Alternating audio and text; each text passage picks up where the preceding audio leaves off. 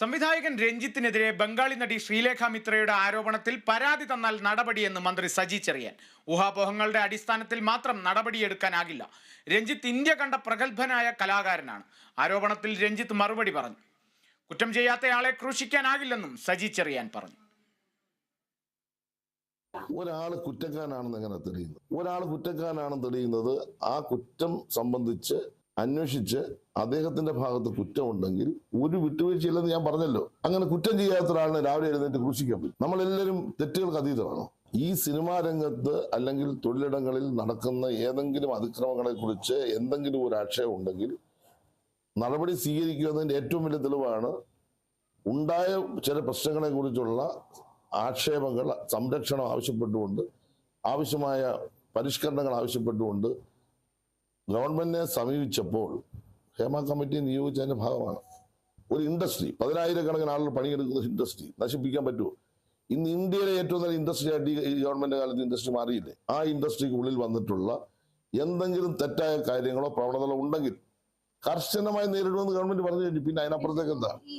നിയമത്തിന്റെ അടിസ്ഥാനത്തിൽ ആർക്കെങ്കിലും പരാതി ഉണ്ടെങ്കിൽ തന്നാൽ നടപടി സ്വീകരിക്കുമെന്ന് വ്യക്തമായി. രഞ്ജിത്തിനെ പറ്റി ഇപ്പൊ ഒരു ആള് ഒരു മീഡിയ വഴി പറഞ്ഞിട്ടുണ്ട്. പരിശോധിക്കാമെന്ന് പറഞ്ഞല്ലോ. അത് പരിശോധിക്കേണ്ടത്. പരിശോധിക്കാതെ അങ്ങനെ പറയാൻ പറ്റും? അവരുടെ പരാതി അവര് മൊഴിയായിട്ട് അവര് പിന്നെ പോലീസിന് കൊടുത്താൽ പരിശോധിക്കാം, അവർ പരാതിയായിട്ട് കൊടുത്താലും പരിശോധിക്കാം. എന്താ കുഴപ്പം? എന്താ ഒരു മീഡിയ വഴി ഉന്നയിച്ച വിഷയം എങ്ങനെ ഞങ്ങൾ പരിശോധിക്കുന്നു? അത് ബന്ധപ്പെട്ട് രഞ്ജിത്ത് നിഷേധിച്ചിട്ടില്ല, പിന്നെ ഞങ്ങൾ പരിശോധിക്കുന്നത്. നിങ്ങൾ ഈ പറയുന്ന വിഷയം ഒരാളുടെ മേലെ ഒരു കാര്യം ആരെങ്കിലും പറഞ്ഞാൽ അത് അടിച്ചേൽപ്പിച്ച് നിങ്ങൾ ഈ സമൂഹത്തിൽ ഇത്തരം കാര്യങ്ങൾ ഈ രൂപത്തിലാണ് കൈകാര്യം ചെയ്യേണ്ടത്. നിങ്ങൾക്ക് നിങ്ങളുടേതായ താല്പര്യങ്ങൾ കാണും, അത് ആയിക്കോട്ടെ, അത് ഞങ്ങളിതിലല്ല. ഞങ്ങളുടെ മുമ്പിൽ വരുന്നത് ഫാക്ട്സ് ആണ്. വസ്തുതാപരമായ ഒരാൾ പരാതി തന്നാൽ നടപടി ഉണ്ടാവുമെന്ന് ഗവൺമെന്റ് വേണ്ടി പറഞ്ഞു കഴിഞ്ഞു. ഞാൻ ആവർത്തിക്കുന്നില്ല, ആ വിഷയം നമ്മൾ അവസാനിപ്പിക്കും. അദ്ദേഹത്തിന്റെ ഭാഗത്ത് കുറ്റമുണ്ടെങ്കിൽ ഒരു വിട്ടുവീഴ്ചയില്ലെന്ന് ഞാൻ പറഞ്ഞല്ലോ. അങ്ങനെ കുറ്റം ചെയ്യാത്ത ഒരാളിനെ രാവിലെ എഴുന്നേറ്റ് ക്രൂശിക്കാൻ പറ്റും? നമ്മളെല്ലാവരും തെറ്റുകൾക്ക് അതീതമാണോ? നമ്മൾക്കൊക്കെ നമ്മുടേതായ ഭാഗത്ത് തെറ്റുകളോ കുഴപ്പങ്ങളോ കുറവുകളോ ഉണ്ടാകാം. ഇനി ഏതെങ്കിലും കാരണവശാൽ അദ്ദേഹം നിരപരാധിയാണ് എന്ന് വന്നാൽ എന്ത് ചെയ്യും? ഗവൺമെന്റിന് അതൊന്നും മറച്ചു വെക്കാനെന്ന് പറഞ്ഞല്ലോ. ഗവൺമെന്റ് ഒന്നും മറച്ചു വെക്കാനില്ല. പക്ഷെ ഒരു ഇൻഡസ്ട്രിയെ തകർക്കുന്ന രൂപത്തിൽ ഒരു വ്യക്തിയുടെ ഏതെങ്കിലും തരത്തിൽ അവരെ ആക്ഷേപിക്കുന്ന രൂപത്തിൽ ഞങ്ങൾ ആയിട്ട് ഇത് കൊടുക്കാൻ പാടില്ല എന്ന് പറഞ്ഞു കഴിഞ്ഞാൽ ആ നിയമം ഞങ്ങൾ പാലിക്കുന്നു. ഉമ്മൻചാണ്ടി സാറിനെതിരായിട്ട് ആരോപണം ഉയർന്നു വന്നപ്പോൾ ഇതുപോലെ ഒരു എഫ്ഐആർ ഇട്ടല്ലോ. എവിടെ നിന്നു? ഇന്നില്ല. ഞാൻ പറഞ്ഞ കോടതി വിധിയെ സംബന്ധിച്ച് മനസ്സിലാക്കണം.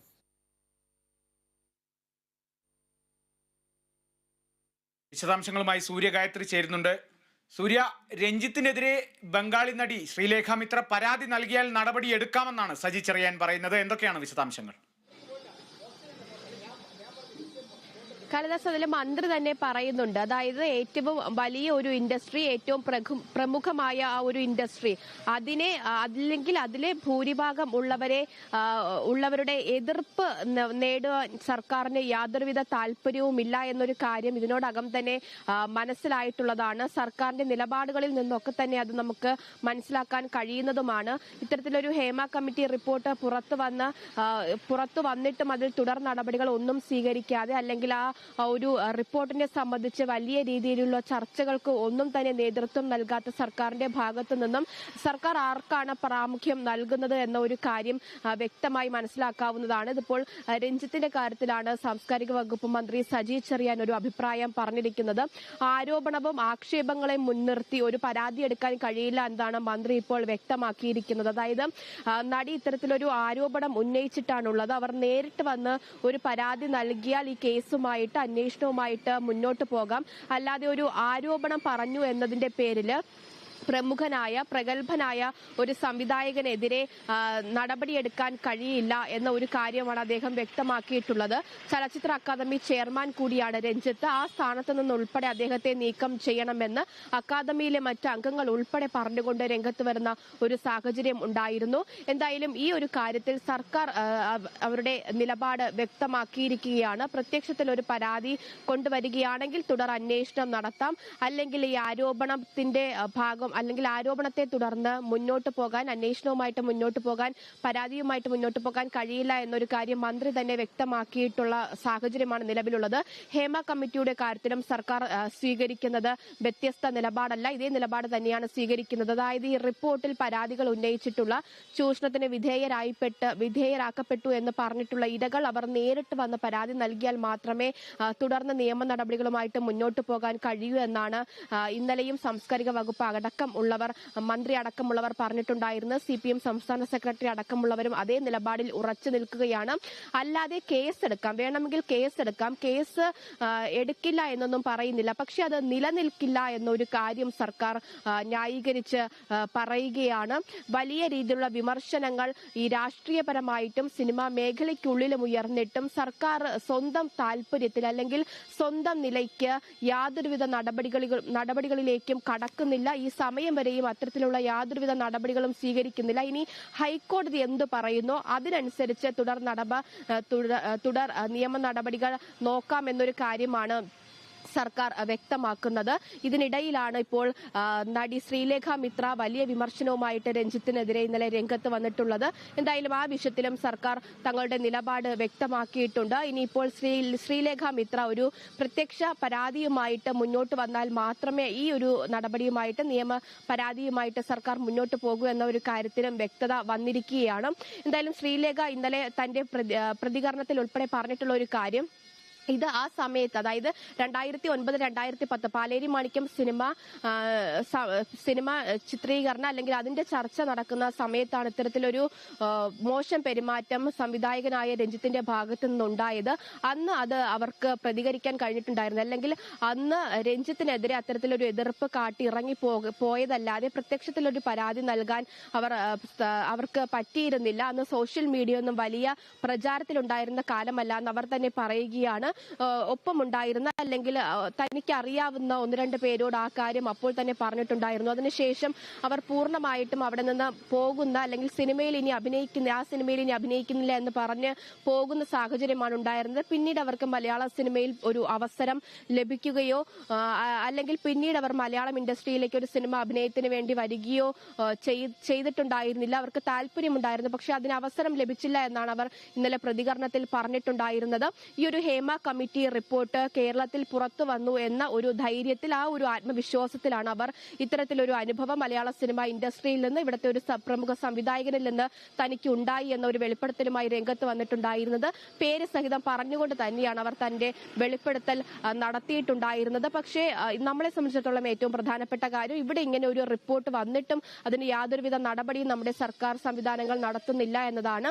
ശ്രീലേഖ മിത്ര അടക്കം പറയുന്നുണ്ട്, മലയാള സിനിമ ഇൻഡസ്ട്രിയിൽ മാത്രമല്ല രാജ്യവ്യാപകമായിട്ട് മറ്റ് പല സിനിമ ഇൻഡസ്ട്രിയിലും ഇത്തരത്തിലുള്ള വിവേചനങ്ങൾ സ്ത്രീകൾക്ക് നേരിടേണ്ടി വരുന്നുണ്ട്. ഒരു പാട്രിയാർക്കിയൽ ഭരണമാണ് ഈ സിനിമാ മേഖലയിലൊക്കെ തന്നെ നടക്കുന്നത്. അതിന് ഇരകളാക്കപ്പെടുന്നു സ്ത്രീകളെന്ന് പറയുകയാണ്. ഇത്തരത്തിലൊരു റിപ്പോർട്ട് അല്ലെങ്കിൽ ഇത്തരത്തിലൊരു കമ്മീഷൻ അത് എല്ലാ ഫിലിം ഇൻഡസ്ട്രിയിലും, എല്ലാ ഭാഷയിലെ ഫിലിം ഇൻഡസ്ട്രിയിലും വരേണ്ടതായിട്ടുണ്ട് എന്ന ഒരു അഭിപ്രായം അവർ പറയുന്നുണ്ട്. അത്തരത്തിൽ സ്ത്രീകൾക്ക് പ്രചോദനമായി മാറേണ്ടിയിരുന്ന ഒരു റിപ്പോർട്ടാണ് ഈ സർക്കാർ ഇങ്ങനെ ഒരു തളയ്ക്കപ്പെടുത്തിയിരിക്കുന്നത്. അല്ലെങ്കിൽ യാതൊരുവിധ ഒരു നിയമ നടപടികളോ അല്ലെങ്കിൽ ചർച്ചകൾക്കോ വിധേയമാക്കാതെ വെറും പേപ്പർ കഷ്ണങ്ങൾ മാത്രമാക്കി അതിനെ ഒതുക്കി വെച്ചിരിക്കുന്നത് നാളെ സിനിമാ മേഖലയിലേക്ക് കടന്നു വരേണ്ട ഒരു സ്ത്രീ സമൂഹത്തിന്റെ ആകെയുള്ളൊരു പ്രതീക്ഷ, ആകെയുള്ളൊരു ധൈര്യം കൂടിയാണ് എന്നതാണ് ഏറ്റവും പ്രധാനപ്പെട്ട കാര്യം. ഈ റിപ്പോർട്ട് പുറത്തു വന്ന് ഇത്രയും വലിയ രീതിയിലുള്ള വിമർശനങ്ങൾ, ചർച്ചകളൊക്കെ നടക്കുമ്പോഴും അതിനൊരു നിയമ നടപടി സർക്കാരിന്റെ ഭാഗത്തു നിന്ന് ഉണ്ടാകണമെന്ന് സമൂഹം ഒന്നടങ്കം പറയുമ്പോഴും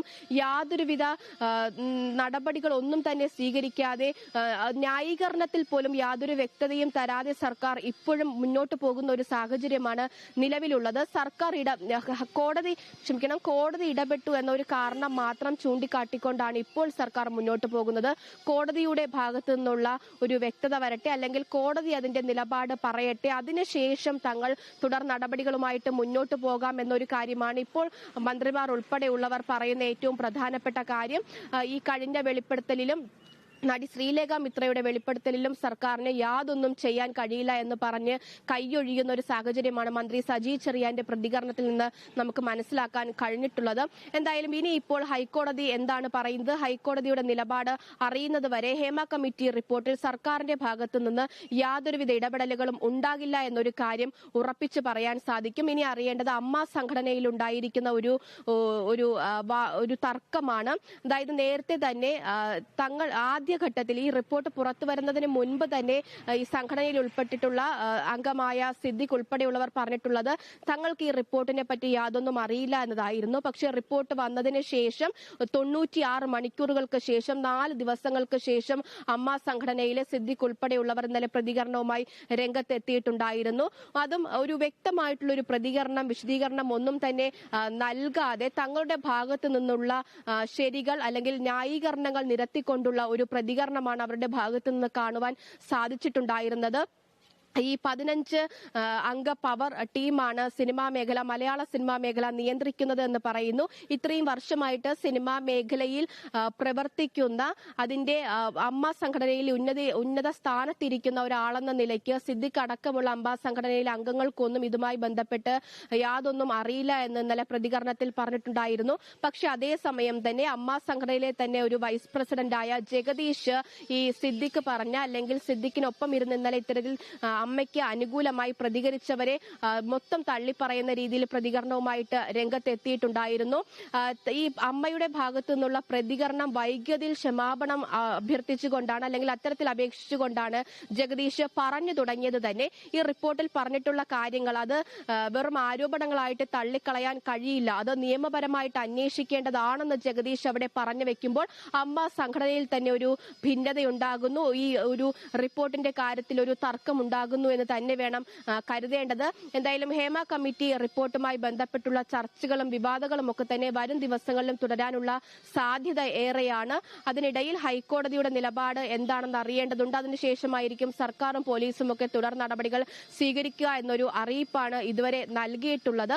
ഇത്തരത്തിൽ ഈ ശ്രീലേഖ മിത്ര എല്ലാത്തരം ആരോപണങ്ങളും നിലനിൽക്കുന്ന ഘട്ടത്തിൽ തന്നെയാണ് ബംഗാളി നടി ശ്രീലേഖ മിത്രയുടെ ഒരു ആരോപണവും സംവിധായകൻ രഞ്ജിത്തിനെതിരെ വന്നിരിക്കുന്നത്. എന്തായാലും പരാതി തന്നാൽ നടപടി എടുക്കാമെന്ന് തന്നെയാണ് മന്ത്രിയും പറയുന്നത്. അതുകൊണ്ട് തന്നെ ഊഹാപോഹങ്ങളുടെ അടിസ്ഥാനത്തിൽ മാത്രം നടപടിയെടുക്കാനാകില്ലെന്നും മന്ത്രി കൂട്ടിച്ചേർത്തിട്ടുണ്ട്. സൂര്യ തുടരണം. മറ്റൊരു വാർത്തയുടെ വിശദാംശങ്ങൾ കൂടി അറിയാനുണ്ട്. തിരുവനന്തപുരം കഴക്കൂട്ടത്ത് നിന്ന് കാണാതായ പെൺകുട്ടിയെ കേരള പോലീസ് ഏറ്റെടുത്തു. നടപടികൾ പൂർത്തിയാക്കി ഇന്ന് നാട്ടിലേക്ക് തിരിക്കും. വിവരങ്ങളുമായി സൂര്യ ഗായത്രി തന്നെ ചേരുന്നുണ്ട്. സൂര്യ, എങ്ങനെയാണ് വിശദാംശങ്ങൾ? നാളെയോടെ കുട്ടിയെ തിരിച്ചെത്തിക്കുമെന്ന് തന്നെയാണ് അറിയാൻ സാധിക്കുന്നത്. കഴക്കൂട്ടത്ത് നിന്ന് SI അടങ്ങുന്ന വനിതാ പോലീസ് അടങ്ങുന്ന ഒരു ടീമാണ് വിശാഖപട്ടണത്ത് കുട്ടിയെ കൂട്ടാനായിട്ട് പോയിട്ടുള്ളത്. എന്തായാലും അവർ വിശാഖപട്ടണത്ത് എത്തുകയും 13 വയസ്സുകാരിയായ അസം സ്വദേശിനിയായ കഴക്കൂട്ടത്ത് താമസിക്കുന്ന പെൺകുട്ടിയെ കാണുകയും ചെയ്തിട്ടുണ്ട്. അവളുമായിട്ട് സംസാരിക്കുകയും ചെയ്തു എന്ന് SI പറഞ്ഞിട്ടുണ്ട്. കുട്ടി പോലീസുകാരോടൊപ്പം വരാനുള്ള ഒരു സന്നദ്ധത പ്രകടിപ്പിച്ചിട്ടുണ്ട്. എന്തായാലും ഇന്ന് രാവിലെ തന്നെ പോലീസ് സംഘം കുട്ടിയുമായിട്ട് വിശാഖപട്ടണത്ത് നിന്നും തിരിക്കുമെന്നാണ് അറിയാൻ സാധിക്കുന്നത്. ട്രെയിൻ മാർഗമായിരിക്കും തിരിക്കുക. നാളെ വൈകിട്ടോടുകൂടി കുട്ടിയുമായിട്ട് പോലീസ് കഴക്കൂട്ടത്ത് തിരുവനന്തപുരത്ത് എത്തുമെന്നാണ് ഈ ഘട്ടത്തിൽ അറിയാൻ സാധിക്കുന്നത്. തുടർന്ന് കോടതിയിൽ കുട്ടിയെ ഹാജരാക്കും.